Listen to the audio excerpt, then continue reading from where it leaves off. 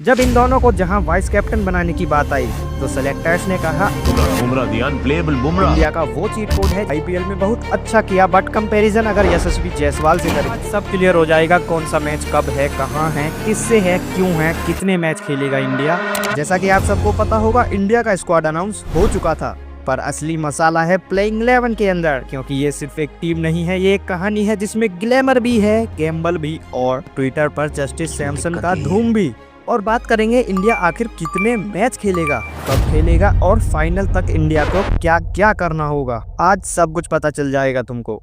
सबसे पहले चलिए खोलते हैं काला खट्टा of Indian team, I mean काला चिट्टा। ये लाइन बोलकर मैं कूल नहीं लगा, लेकिन कूल तो अपने सेलेक्टर्स हैं जिन्होंने हमें ओपनर्स देकर होप दी है या हाइप, क्योंकि पोस्टर बॉय शुभमन गिल जो कि T20 वर्ल्ड कप के लिए सेलेक्ट तक नहीं हुआ था, अब ACC टूर्नामेंट में टीम का वाइस कैप्टन बना बैठा है। और अपने सूर्य भाई ने ये कहा कि गिल का शेड्यूल बिजी था इसलिए वो वर्ल्ड कप नहीं खेलने गए थे।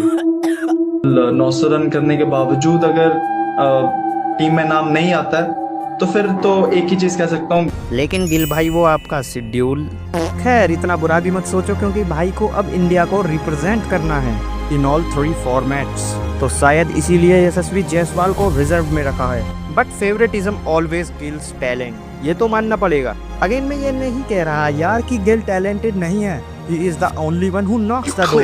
इसने आईपीएल में बहुत अच्छा किया, बट कंपैरिजन अगर यशस्वी जायसवाल से करे तो ना स्ट्राइक रेट में, ना रन्स में, ना एवरेज में, और टेस्ट की रैंकिंग में भी कोई मुकाबला ही नहीं है। यहाँ तक कि गिल का स्ट्राइक रेट इन सब से कम है, लेकिन कमी तो यशस्वी जायसवाल में भी है। अभिषेक शर्मा गिल का दोस्त और अब पार्टनर इन क्राइम, मतलब आईपीएल में छक्के उड़ाए, पर इंटरनेशनल लेवल पर यह सिर्फ एक गैम्बल है भाई, क्योंकि he is the power hitter.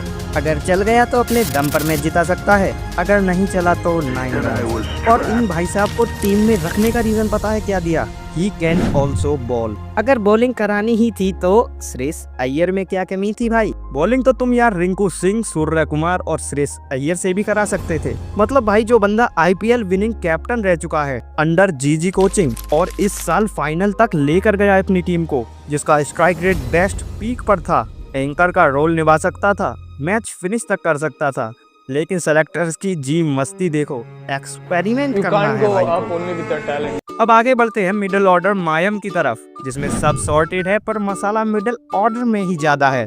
Captain Surya Kumar Yadav T20 का 360 किंग, लेकिन लीडरशिप या तो मास्टर स्ट्रोक होगा या मास्टर फ्लॉप, ये तो टाइम ही बताएगा। बट रन्स तो पक्के आएंगे, क्योंकि हालिया फॉर्म भले ही बेकार हो, बट अपोजिशन टीम को देखकर सूर्य भाई रोज चमत्कार को नमस्कार करते होंगे। तिलक वर्मा काल्म और कंपोज्ड है, ये बंदा फ्लैशी नहीं पर क्लच में इंडिया का इंश्योरेंस बन सकता है, बस एजेंट हार्दिक भाई अपने रिकवरी करने आ जाए। रिंकू सिंह लास्ट ओवर का गैंगस्टर और प्रेशर को अपने व्लॉग दिखाकर ही डरा देता था, मगर जब से व्लॉगिंग चालू की है रिंकू के रन्स में दूध जितनी गिरावट आ गई है। ये ट्रायो बन सकता है इंडिया का बैकबोन। संजू सैमसन फैंस का फेवरेट, सेलेक्टर्स का स्टेप चाइल्ड, हर स्क्वाड के बाद एक ही नारा घूमता है, जस्टिस फॉर सैमसन। अगर चांस मिला तो शतक या फिर बतक। जिस टाइप के आदमी है ना लाला, उसमें दिक्कत यही है। जितेश शर्मा जो कि फिनिश करने के मामले में संजू सैमसन से कहीं नहीं बल्कि बहुत ज्यादा ही रॉ फियरलेस फिनिशर है। जितना नीचे बल्लेबाजी करता है उतना ही खतरनाक होता चला जाता है। मिडिल ऑर्डर के मामले में सबसे टॉप रैंकिंग में बैठा है ये। The allrounder clutch Hardik Pandya और अक्षर पटेल इंडिया के स्विस नाइफ हैं, बैटिंग, बॉलिंग, फील्डिंग सब करेंगे। बात करें हार्दिक की तो कंट्रोवर्सी से जो निकलकर अपनी और इंडिया की इक्वेशन बदली है, शायद आज तक किसी ऑलराउंडर ने बदली हो। अक्षर पटेल ने तो ओवररेटेड नहीं अंडररेटेड रहकर सॉल गुडमैन की तरह अपना कैरेक्टर ही बदल दिया। जब इन दोनों को जहां वाइस कैप्टन बनाने की बात आई तो सेलेक्टर्स ने कहा आई हैव अ बॉयफ्रेंड। अगर शिवम दुबे की बात करें तो पावर हिटर है, बॉल कनेक्ट हुआ तो आईपीएल का ट्रेलर, वरना ऑडियंस का पेशेंस वाला थ्रिलर देखने को मिलेगा। अब बात रही द बॉलिंग माफियाज की, the bowling cartel Jasprit Bumrah India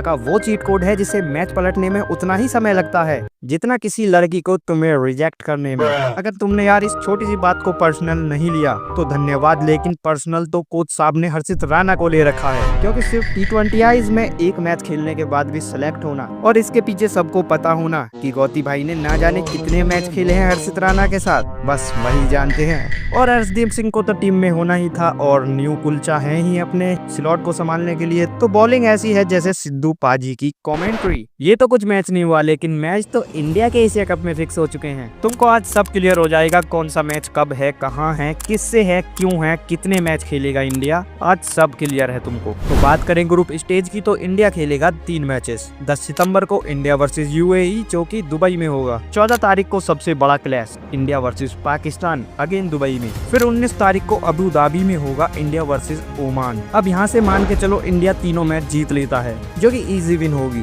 फिर आते हैं सुपर 4 स्टेज पर।